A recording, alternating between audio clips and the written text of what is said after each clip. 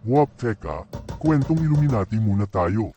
Ako si Dikov, akala ko magiging normal lang ang buhay ko hanggang sa masali ako sa isang grupong kayang kamontrol ng bansa. Nag-aral ako sa France at nakagawa ng mga kilalang nobela. Dahil sa mga obra kong yun may lumapit sa aking grupo at pilit akong isinali. Ginagamit nila ako upang gumawa ng mga nobela na makakahikayat sa pagsamba kay Lucifer. Siguro naisip nyo bakit hindi ako tumanggi. Sinubukan ko ngunit sadyang malakas ang impluwensya nila. Kung tumanggi ako ay papatayin nila ako at ang pamilya ko.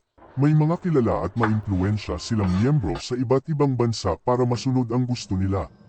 Sa ngayon ay nagtatrabaho na ako sa isa sa ahensya ng gobyerno natin. Oo, sila din ang nagpasok sa akin dito.